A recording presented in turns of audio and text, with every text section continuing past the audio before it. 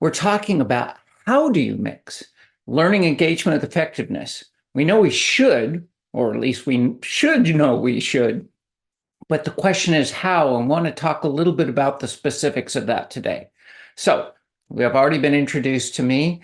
I want to start by asking you, the audience, what makes effective learning practice? We're going to talk about the elements that make practice effective. And I want to ask you, when in your experiences, when you've had effective learning or created learning that is effective, what is specifically required to make that happen? So please use the chat, toss your answers in there. But really, I'm asking, when you've learned something, so that you actually have mastered it. And it doesn't have to be formal learning. It can be things you do outside of work. It can be, it could be a sport, it could be a craft, it could be a hobby. But what makes that practice effective?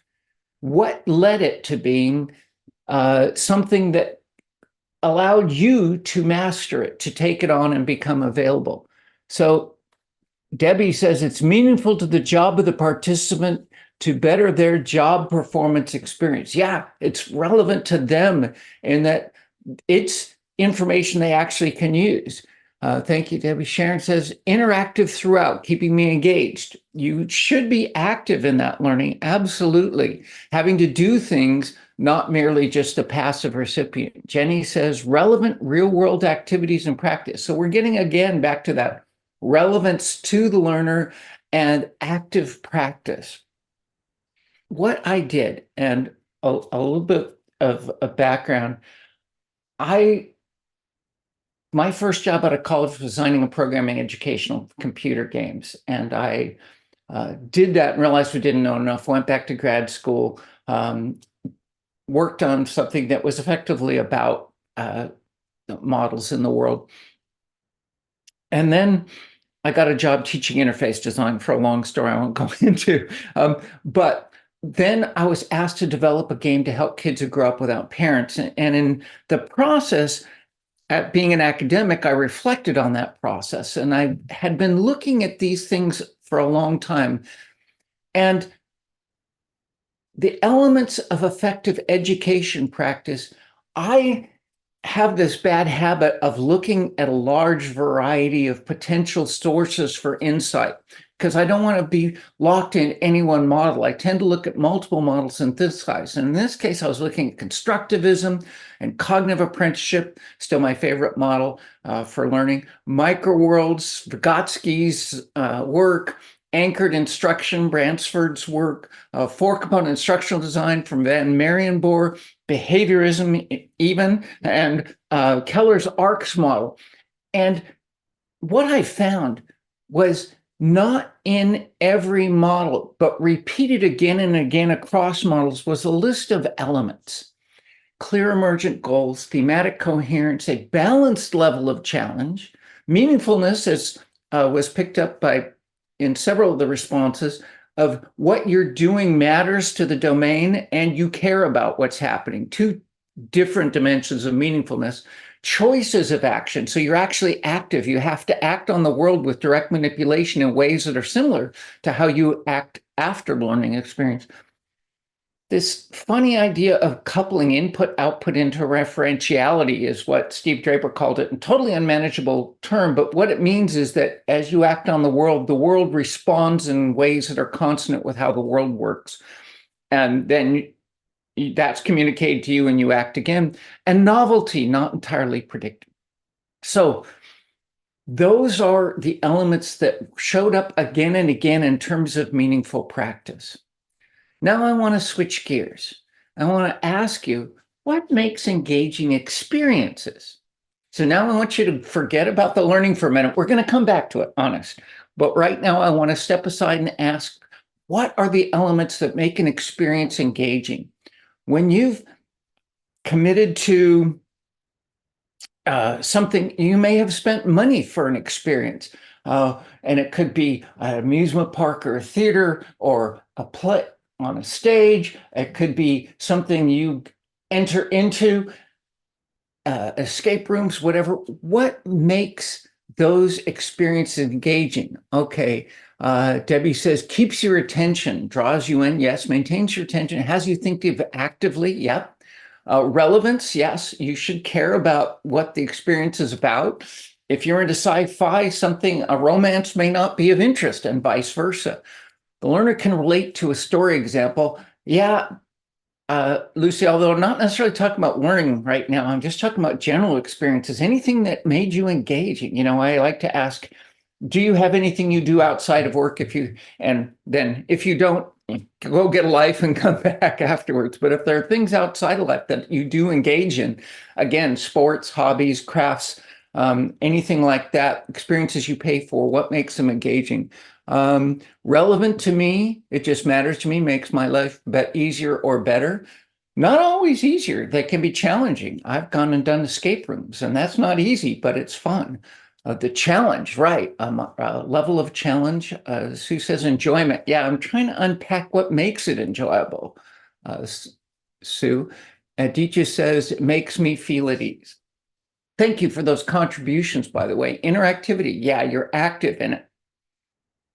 And so, in looking at how to make effective games for learning, touches on one of your passions or interests. Absolutely, Jessica. So I was looking at making a game for kids who grew up without parents to learn to live on their own. And I was looking at what made effective education, what will help people develop the skills they need, but I also wanted to set it an engaging experience. And as I did before, the visual experience, interesting, Lawrence, visuals do matter. So as I did with the learning, I similarly looked across, and this wasn't unique to me. My whole lab when I was a grad student was focused on user experience, and they were inspired by things like games. Here were computer experiences that people were paying for the privilege of doing, and spending their own personal time on, not just what they had to do for work, but this is experiences they were actually choosing and committing to through financial experience and a number of others. So what happened was they, and I continued doing this more, were looking across experience. So they were looking at what makes computer games fun. They were looking at user interfaces that people liked. We're looking at what was called direct manipulation, the work of Bill Buxton and haptic interfaces and what worked and didn't. Film, what makes film and theater work? And interesting, Bruce Tognazini sort of stepped away from most of the stuff that said you want to see how it works. He said, no, you don't. With magic, what makes it engaging is you don't know how it works. Csikszentmihalyi's work on flow and fiction again. And just like with the education experience, here I found across theories a repeated list of elements. Again, not every element appeared in every one of these approaches, but they appeared again and again and again. And so I got this list again, a list of, you want clear goals, you want an appropriate level of challenge, as Michael picked up on. It should be contextualized. And so it should be a setting you care about, a story that means something to you. It's anchored in that what you're doing contributes to the action. You don't want to be on the bench, you want to be in the game. It's relevant, as several people mentioned, and that you care about it. Again, if you like sci-fi and not romance, the romance may not be as compelling, but the sci-fi one will. Active, and as each point out, interactive, you need to be doing things. You want to be manipulating the world, acting on it, and getting rapid and appropriate feedback. And as somebody mentioned, it maintains your attention through the experience. Now, I was creating these two lists, and something important happened. There were these two lists, one for what makes effective education practice and what makes for an engaging experience. And I realized they're the same list. Each of those elements are the same list. They both require good goals, an appropriate level of challenge, and contextualize means thematic coherence. You don't break the fourth wall, except occasionally masters can do this. Like, Mel Brooks can break out of the Western set into the theater cafeteria, into the movie set cafeteria, but you shouldn't try this in your own home, right? But we're anchored and relevant and exploratory. Fairness, right? So that the right people can do this, but in general, you don't break it out unless you're using it to a particular end and you know exactly how that's controlled. So you have a thematic coherence, and you actually have to actively explore, and you have to manipulate the world, and the world responds, and it's not entirely predictable. What this tells me, and should tell you, is learning can and should be hard fun. Seymour Papert coined that term, hard fun, and I think it's exactly right. There's people who say, oh, learning should be fun. Actually, it doesn't. Learning doesn't happen if it's too trivially silly. It's fun. People give you good marks on your training events, but it leads to no meaningful change. On the other hand, people go, oh, no, it has to be hard work. And people will do it, but it doesn't stick because they're not engaged. They're not mentally committed. But if you integrate those, and this doesn't mean you can just put game designers and instructional designers in a room together, because you end up, they tried that. It gave edutainment, it made that term become a bad phrase to use because they didn't get that alignment. But when you understand that alignment and leverage it, learning can and should be hard fun. And that's really the core premise we have here is learning can and should be hard fun when you align those elements and design according to that. Which leads to the question, what are the implications of this? What does this mean in practice for the elements we traditionally use and leverage to build learning? And there's reasons these elements exist, because they are ones that have been identified across theories, everybody from Gagne's Elements of Instruction, Merrill talks about them, and it continues on. So it starts with objectives. And I've used a convention here. If I put a question in the middle of the screen, that's for you. If it's not a statement, but a question, I'm asking you, what does this mean for the objectives you're choosing to develop for your learning experiences? And we've had a lot of hints in the elements before and what you were talking about, but what does this mean for the objectives you're designing to? I'm going to pause. I'll continue to talk, but I'm looking for you, and we'll be going through the elements of learning. Relevancy, yes, again, relevancy, absolutely. The objectives should be relevant in the sense, and let's unpack that a bit, that it should be, you have to, what they're learning should be relevant to them, and it should be in a context they get is relevant to them in that experience. Michaels adds higher level.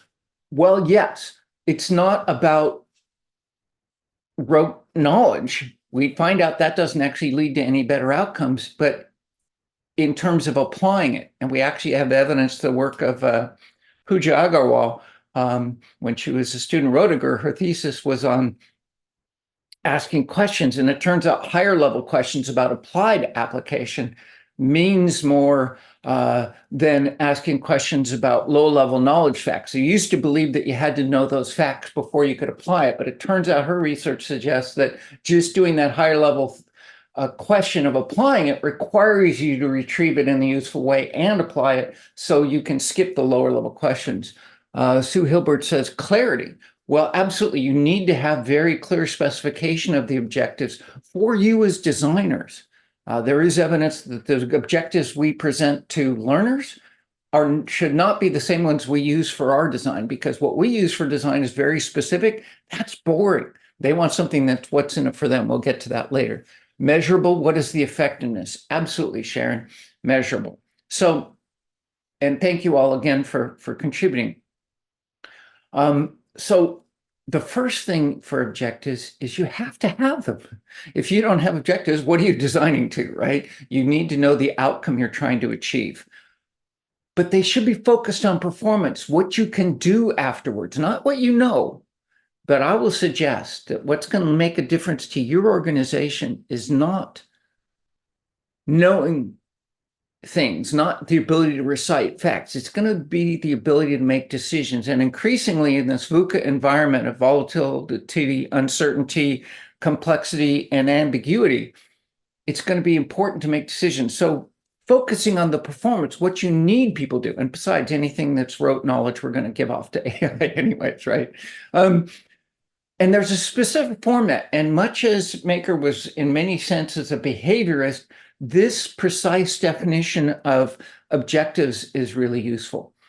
Specify the behavior you need. What is it they are going to do differently or be able to do as a result of your learning experience? In what contexts? Where do they do this? And not where do they not need it? Because knowing the context actually plays a role in determining the type of environments you set your use in examples in practice. And the criteria, and this gets into Sharon's point about measurable. How will you know they can do it? I love the heuristic somebody gave me in a seminar one time. They said observable behavior. Yes, it needs to have a tangible outcome for you to be able to specify, can they do it or not, which is your end result. So those I'm going to stipulate are sort of core things about objectives that means the interaction. And let me be clear that you can't make an engaging experience if you don't have something clear they're doing that's relevant to them and is important for them to be able to master. Just knowing stuff, nah. New abilities to do is motivating and engaging because you're going to put them in situations where they need to do it. You're going to design compelling experiences. So here's an example. In this case, the goal was to be able to initiate a conversation. That's the behavior, initiate a conversation with a clinician. That's the context. You're in a clinical setting and you're working with a clinician so that they'll continue the conversation. Now, I made this up from this example, but this is effectively what the objective should be so that they'll continue the conversation. You can turn people off right away at the start of a conversation if you don't open it up the right way, showing vulnerability and a true interest, et cetera, et cetera. So this was actually what we did is we had this situation where you're faced with a clinician and there's choices of how you open, and there will be feedback depending on, they might turn off, they might be willing to continue, they might get offended. There's lots of potential results, but you align the practice you have with the objectives. And by the way, after you specify the objectives for your learning outcome, the next thing you design is the final practice. And then you work backwards from there, and then you design the content around it.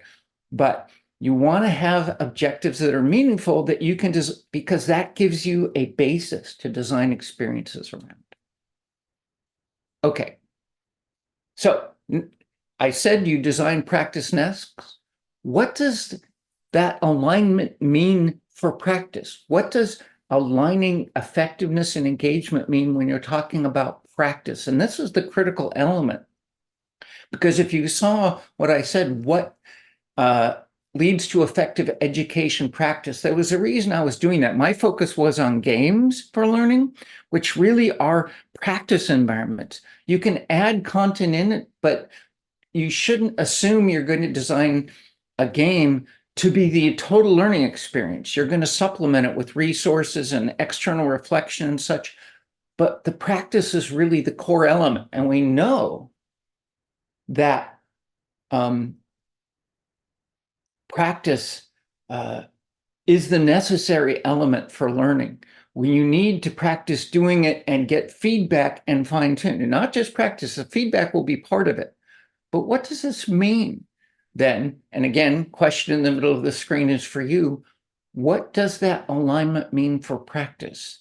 And you feel free to reuse the terms you've used because there have been some good ones. But specifically for practice, what does that alignment, when I say this, what does the alignment between effective education practice and engaging experiences mean when you're creating practice?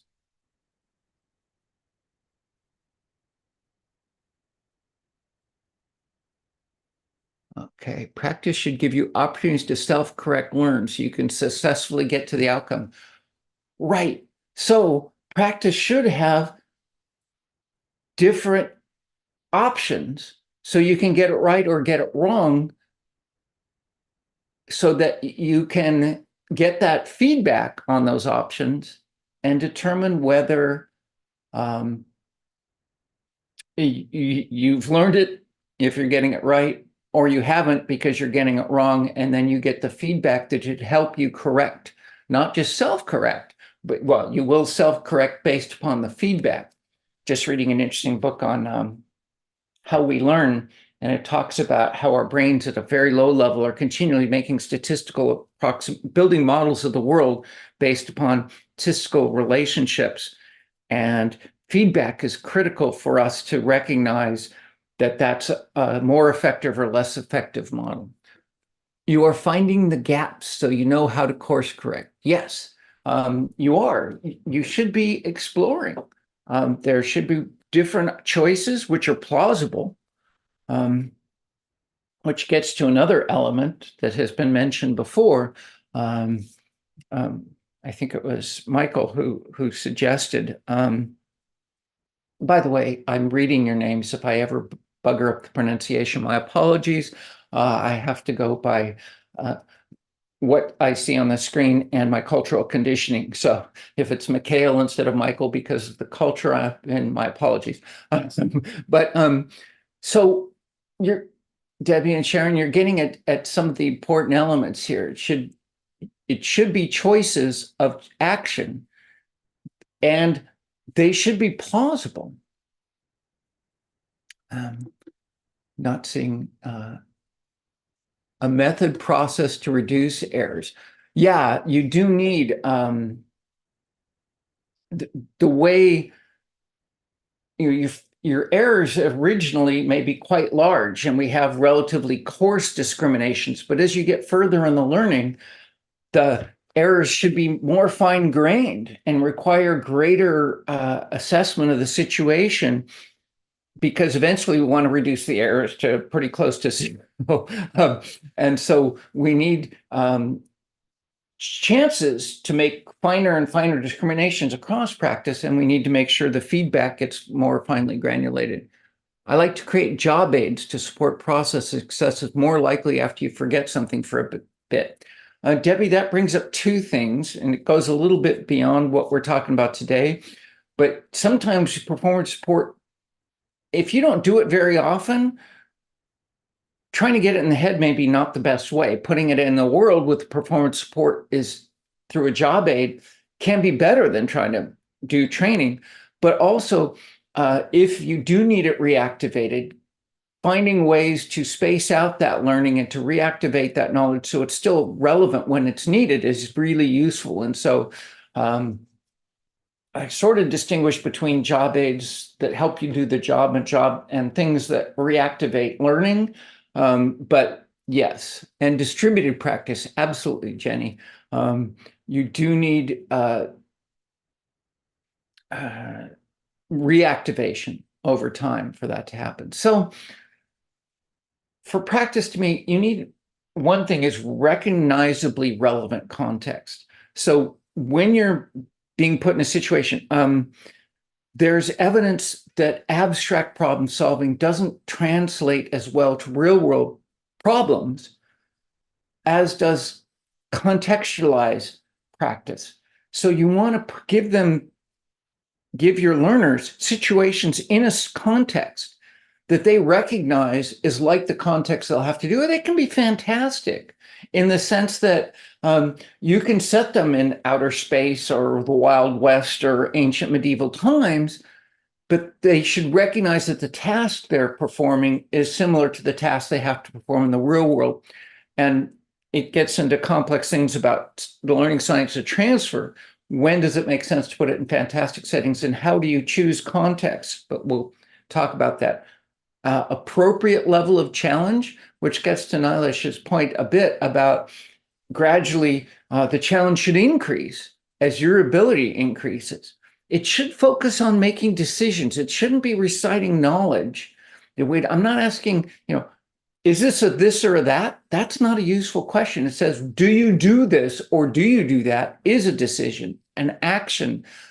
It needs to be having you put that knowledge into play, not just categorize it. Oh, it's a this or a that, it's a this situation or that situation. That's not what you're going to do. You're going to make that decision, but then you're going to choose to make an action on it and really have them make that decision. It can be simpler early on and more complex later on, but make it actually having them do in practice what they have to do in the real world. The alternative shouldn't be random or silly. Too often, and I often ask this in when I'm doing talks, I ask people to raise their hand. How many of you have seen a quiz question in your e-learning experiences over your time in doing this, whether you're being a victim of it in compliance training or whether you're designing it, where the alternatives to the right answer are so silly or obvious, you actually didn't need to learn anything to pass it. And everybody raises their hand. I've certainly seen multiple of these. And no learning happens from those. No learning happens from that because you're not having to make a actual discrimination between choices of action. You're just going, oh, that's silly. That's just obvious. I didn't know. Somebody who didn't know anything. And you're not going to get any outcome from that. Really, the alternative should be ways we do go wrong. If we don't go wrong, we don't need any training on it. If we do go wrong, we should track those actual ways to go wrong and make those options and provide feedback. We'd rather get it wrong in the learning experience than when it matters, right? Challenging without being unfairly tricky. Yes, Debbie, absolutely. It's not about tricking people unless the real world will trick them, and you need to get them used to discriminating those tricks.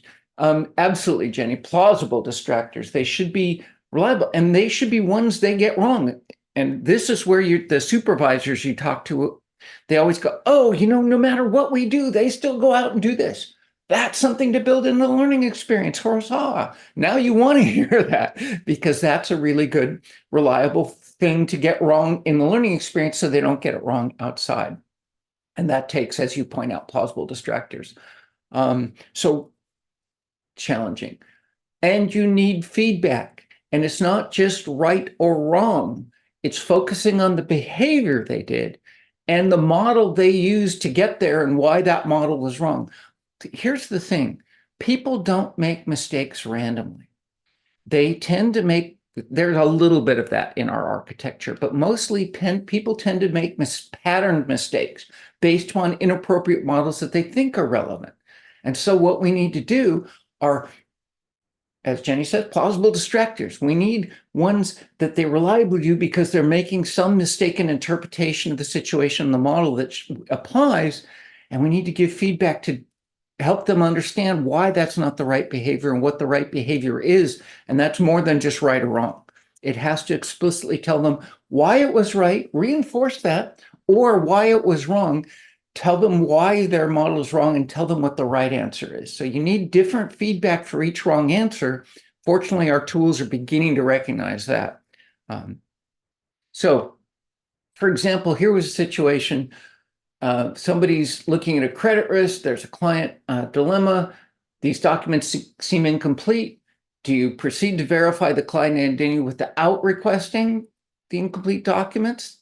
Some people might do that. Go, oh, well, I know this person, they've been on for a while, it's okay, or onboard the client, the assumption will provide the necessary documents, or onboard the client once you receive the documents.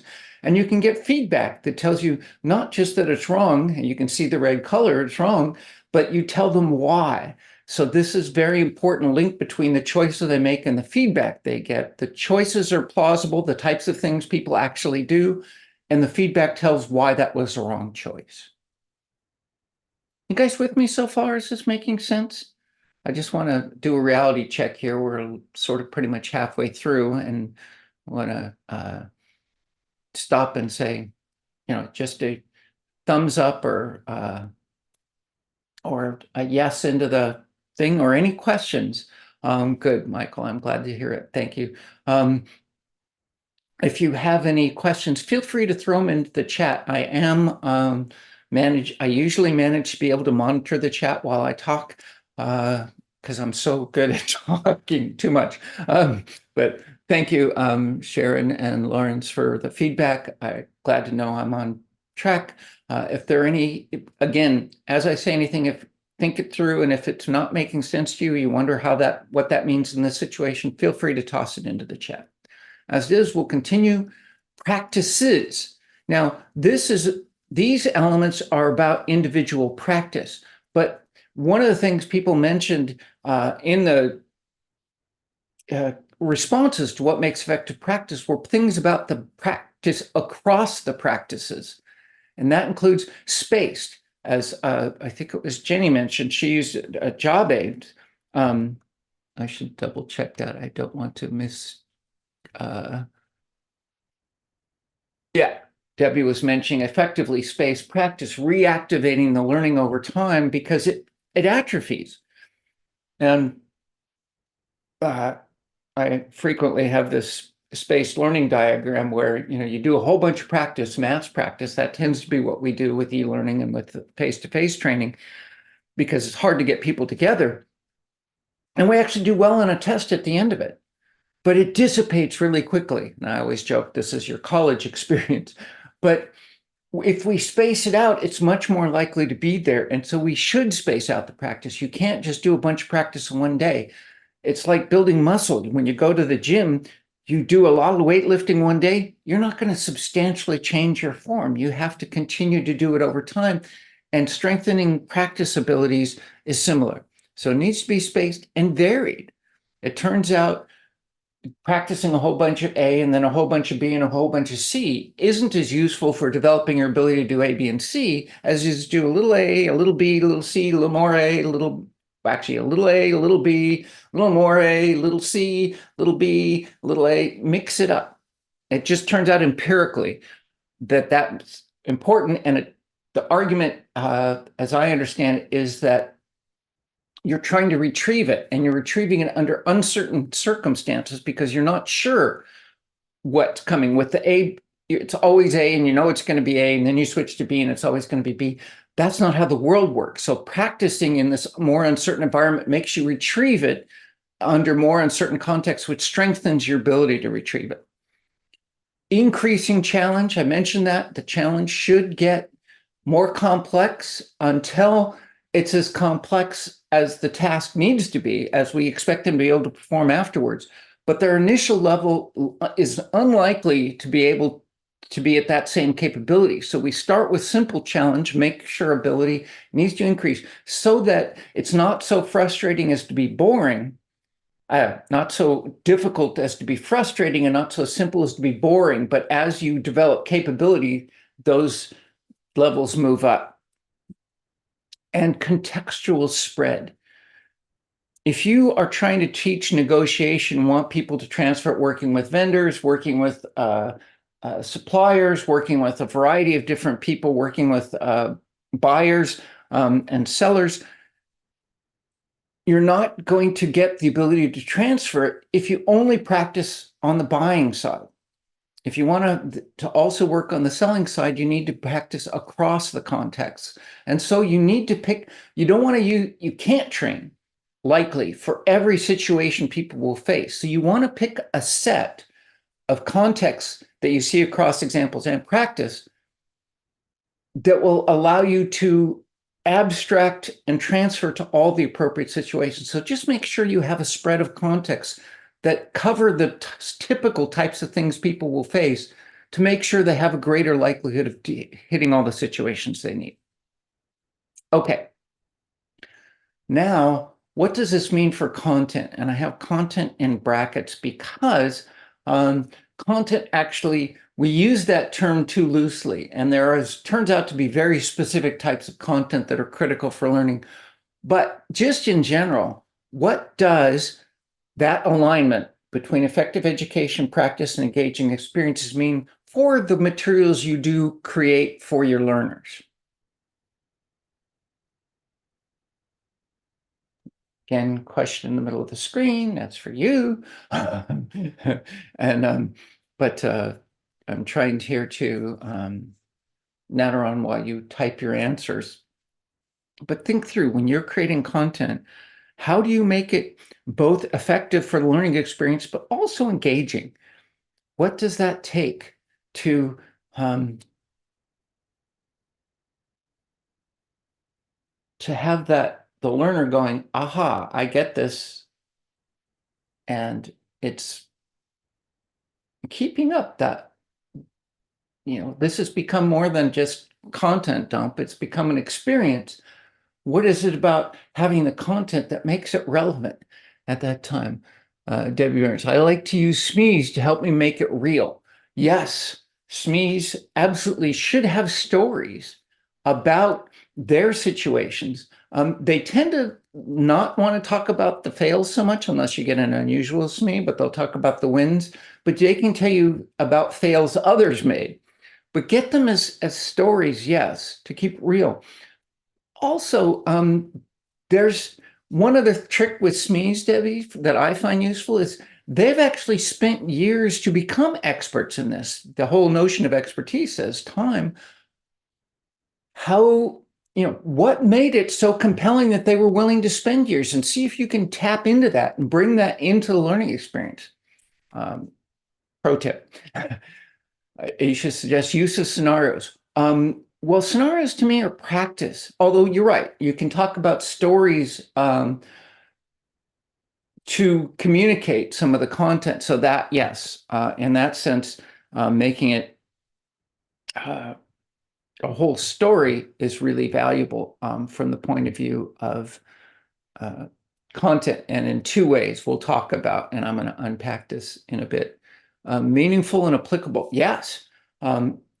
Nice to know content that they don't actually have to apply isn't necessarily going to be valued by them, and in fact can interfere with the learning experience. If you're overwhelming their cognitive load with too much information, particularly if it's irrelevant, you're interfering with their ability to focus on the important stuff. So remove the fluff and focus on material that is just meaningful and applicable, and only the stuff that is meaningful and applicable, Sharon. Yes. Well, to me, there's two important components of content that serve roles for learning, and one is the models. It turns out, I mentioned model-based as an important part of feedback. Models are explanations of how the world works, and our brains, turns out, they build them. They actively build models of how the world works, and they should be conceptual. They're not tied to any specific context. So the notion of feedback loops applies in lots of different areas. And then you get more specific ones to areas, but you want to keep it conceptual, because I'll tell you in a minute about how we make them contextual. So not contextual in this case. And they're connected. The elements in them are related to one another. So they create a coherent whole. And they're causal. They explain how the world works. So they're predictive. You can say, if I did this, this will happen because of this model. Or they're explained, oh, that happened because this. These models explain how the world works. And pretty much anything you're teaching people has a model related to it. And it can either talk about why you should do what you do, or why it's going to work out. And what you're really doing is you're going to say, I could do this, or I could do that. This will lead to this outcome. That will lead to that outcome. This is better than that. I'm going to do this. But you're using your causal models as a basis to make decisions.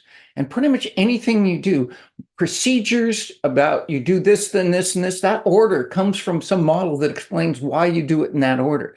Pretty much everything has a model behind it, but experts don't always have it articulated.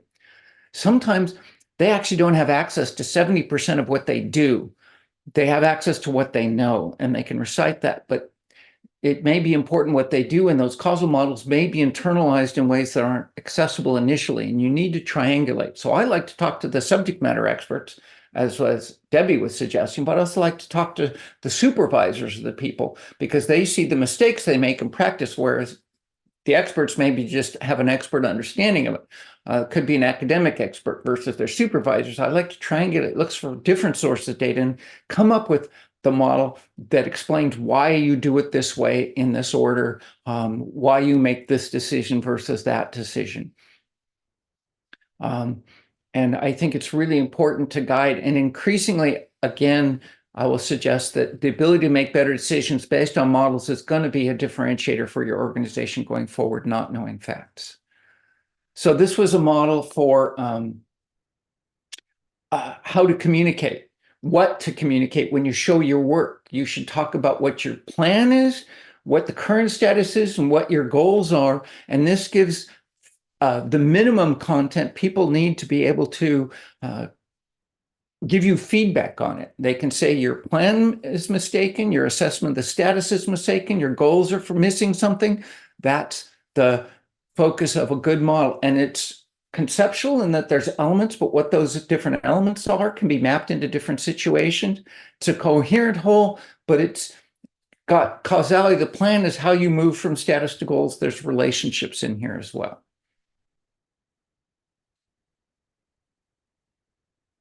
Now, another element of content or examples. So I talked about a model, which is a context-free conceptual statement. An example shows how that model plays out in context. So it needs to be recognizably contextually relevant. So learners should be able to go, oh, that example, I see how that relates to me. And it's in a context I get is a context that's either I will face or I can see I could face. And it illuminates. And again, remember the context, you want a contextual spread. The context you see in practice and examples together will dictate your space of transfer. And if you want to make sure that learners are not just retaining it over time, but able to transfer to all appropriate situations and not no inappropriate ones, you need to make sure that you're getting a sufficient spread of context across practice and examples. It should be annotated with the thinking. Experts tend to go, first you do this, then you do this, then you do this. And it makes sense. And then the learner faces a new problem and they can't figure out those steps. The really neat, what the expert's doing and doesn't even have a conscious access to is going, well, I could have gone here or here, but because of this feature, I did this. And then down here, I could have done this or that. There's a lot of thinking that's packed in to them going, oh, first you do this and you do this. They don't articulate. And yet it's really useful for learners to hear that. And so John Sweller's research talks about worked examples. They're annotated with the underlying thinking that goes behind it, speaking explicitly about the model that you need. And please tell it, as was pointed out in the use of scenarios, make it a good story. Make it an interesting story. Don't just tell a boring story. Instead of just working on a story about another deal, make it a story about the deal that saved the company. And if you have to exaggerate a little, that's okay, because it makes it more meaningful. In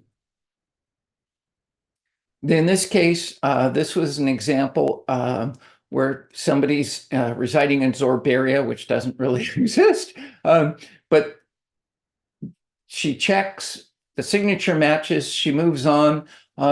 But later on, these instructions, this is forgery, a signature on this letter is forged. So it matched it, but that's because they did a good copy of it. She didn't verify it appropriately, and thus it ends up badly. And in this case, it's forged, and therefore it's an illegal transaction. The bank gets in trouble, whatever. So it's a story, and it appears to people, and you even show the thinking. The signature matches the one we have on record. Okay, but they didn't check with the person to make sure that they had signed it and sent it and validate it in some way.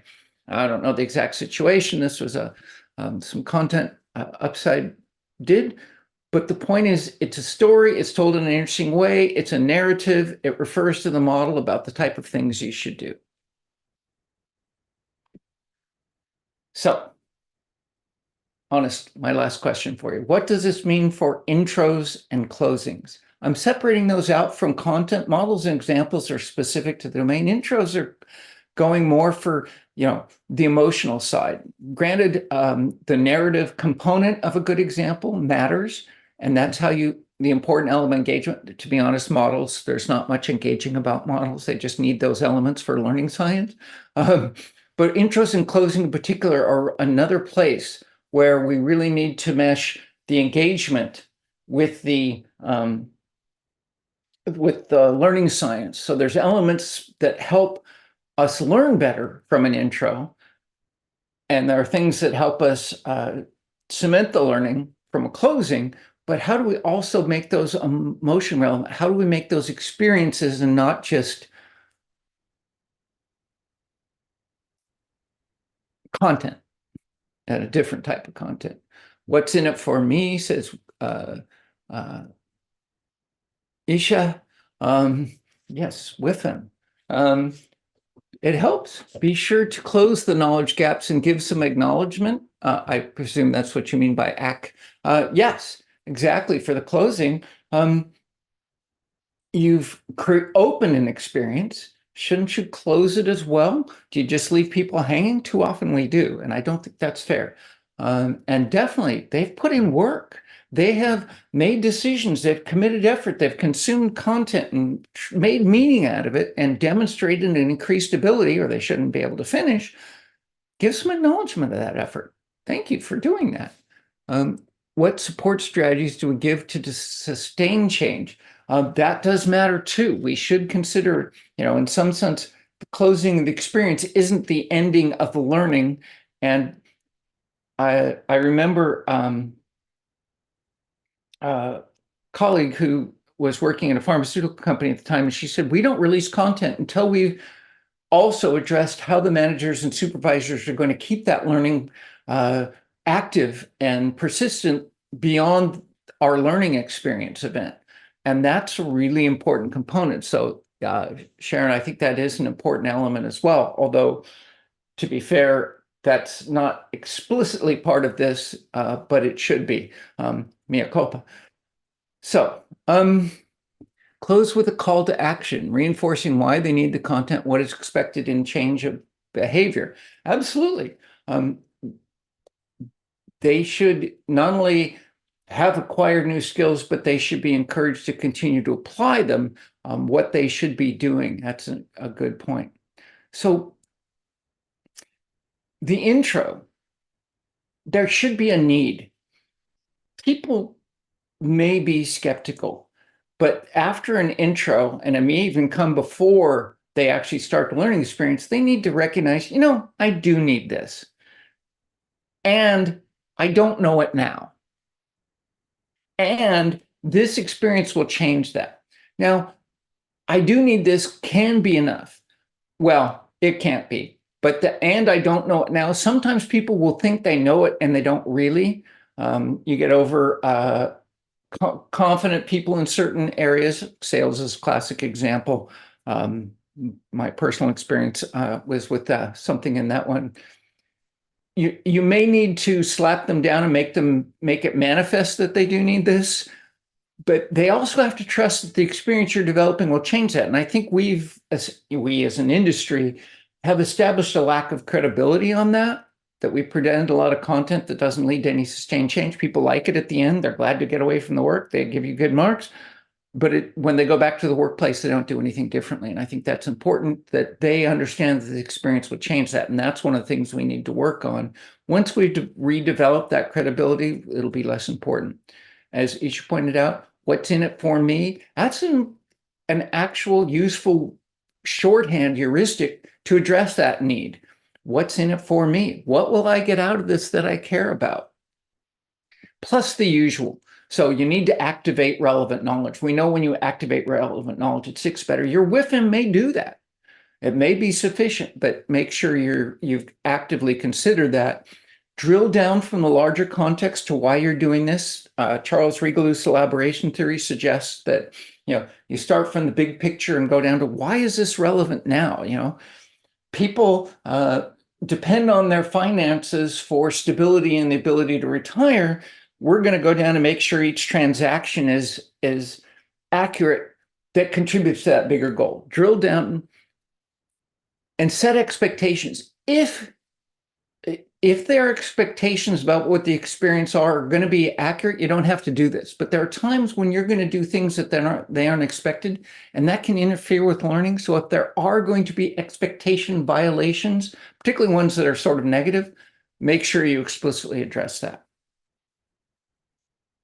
In this case, was trying to sensitize people to the fact that their actions influence others as well, and things don't always go well, and your actions can contribute. It was to open people up to being a partner with others and reaching out and looking for opportunities to help people instead of just being locked in your own vision. But the point was, it's setting an emotional tone, not just a cognitive one. It's not just, oh, you will learn how to help people.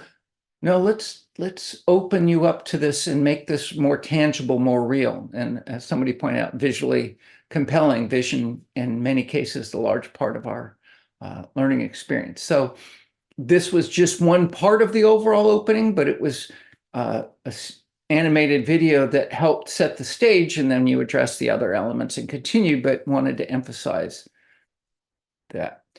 For closing, you want to drill back up. Okay, you now demonstrated this ability to do financial transactions. And you go back up, that's going to help people achieve the financial stability they need for a long-term happiness. Whatever it is, when you've drilled down in the intro, drill back up, close that emotional experience. As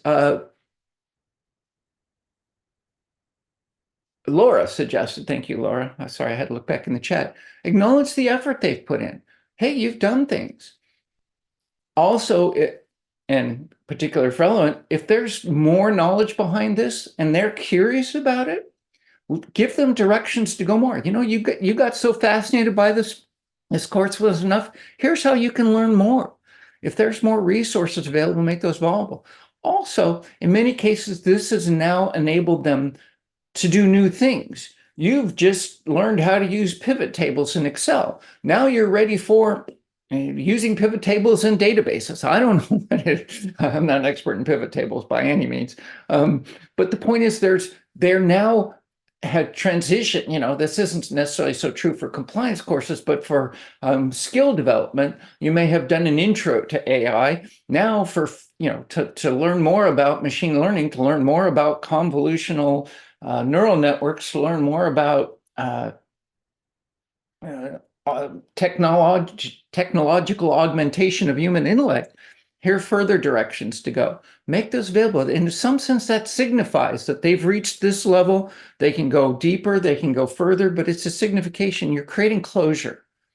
And that was suggested as well. Laura also mentioned, the closure. Close that emotional experience. You've acknowledged their effort, drill back up, reconnect into the larger context, and signify what they've done, even as far as, a ritual or connecting them to the community of people that they've now joined. Create that closure. So, and this was just an example. We know this long, but that's because it's important. So acknowledging the effort they put in that sense, you've helped us maintain our commitment to integrity. So signify the greater context. Thanks for going through it. Closure. There wasn't any further and deeper in this particular case, or it was on another screen, but it's just helping communicate a number of the emotional elements. So summary for learning experience design. It's the elegant intersection and integration of learning science and engagement. Focus on the do. Focus on what people need to be able to do differently, not what they need to know, not know. Make it cognitively effective. So do bring in the learning science. Don't neglect those elements that make it actually achieve a change, but make it interesting engagement. We have empirical evidence that when people are engaged, they learn faster, stronger, better. Recognize you will have to test and tune. all the learning research you apply has worked in specific contexts. It may not be your specific context. Take your best principles, then develop a first draft, focus on a practice, test that, refine it, then put the additional stuff on, test it. But recognize this is not if you build it, it is good. This is closure. And that, my friends, is all I had to say to you today. Thank you very much. And I realize we came to the top of the hour, but I will happily answer any questions. And at this point, thank you. For more information, you can contact Upside Learning, eLearning at Upside Learning. Visit the site, upsidelearning.com. You're very welcome, Jasmine. You're very welcome, Debbie. Thank you for attending, and thank you all for sticking around and listening to me natter on. I hope it made sense and was valuable. And please, I hope you go out and apply this in your further work. We appreciate you joining, continuing. Yep. We really do think that this is important and worth applying and want to do it. I'm going to stop sharing, I think. Yeah, you can reach out to us, and we're welcome to hear from you. And you can pop if you have any questions here, if it's all perfectly obvious. But thank you all, and we send you off to a good rest of your day.